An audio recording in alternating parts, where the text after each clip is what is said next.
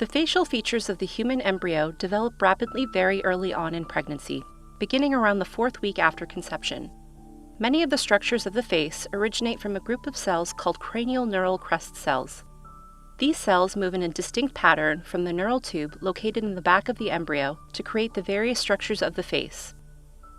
Aberrations in the formation or behavior of these cells are the main causes of abnormalities in the head and face. During the first 3 days of development, the fertilized ovum, or egg, is located in the fallopian tube. As it travels down the tube, it undergoes rapid divisions to form a cluster of cells called the morula. These cells then organize themselves to form the blastocyst, and by the end of week 5, the fully formed blastocyst comes into contact with the uterine wall for implantation. During the 2nd week of development, the inside of the blastocyst, known as the embryoblast, becomes 2 layers, the hypoblast and the epiblast layers. Together, these layers form an oval-shaped disc-like structure. In the 3rd week of development, a streak is created on the surface of the epiblast, during which time the cells of the epiblast detach and migrate. These migrating cells create 3 layers, the ectoderm, mesoderm, and endoderm layers, which go on to contribute cells to form all the tissues and organs in the human body. In the 3rd to 4th weeks of development, a cord called the notochord is formed. This induces the cells in the overlying ectoderm to thicken, forming a region called the neural plate along the back of the embryo. The edges of the neural plate elevate to form the neural folds that eventually fuse to form the neural tube. During this process, neural crest cells are formed along the entire length of the tube at the tip of the folding neural folds.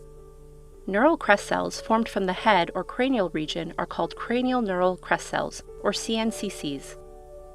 These cells multiply and soon start migrating over long distances in distinct paths from the back of the embryo towards the front of the embryo.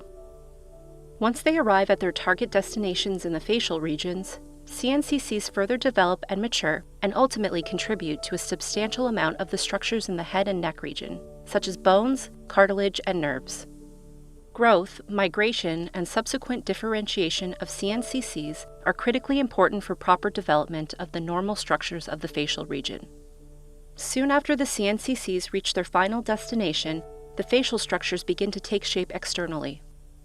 By the 4th week of development, the embryo is characterized by 5 facial swellings, the frontonasal prominence, and the paired maxillary and mandibular prominences. These structures are formed in part from the migration and proliferation of the CNCCs from different regions of the neural tube. In a 5-week-old embryo, the nasal placodes, which will go on to become the olfactory system, and the optic placodes, which will become the lenses of the eyes, will form.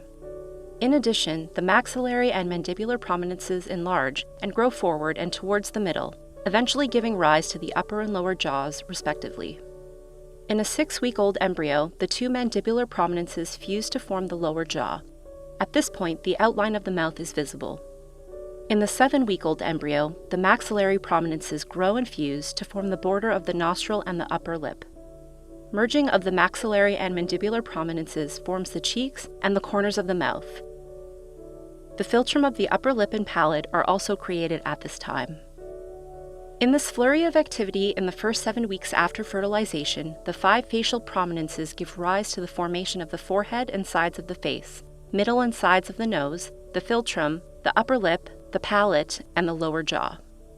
By the 7th week of human embryonic development, most of the facial structures can be observed. In the next few months of development, the initial cartilaginous skeleton of the face is replaced by bone, and there is an overall increase in shape and size of the different structures of the face. From childhood to adulthood, the face continues to develop through further growth and remodeling.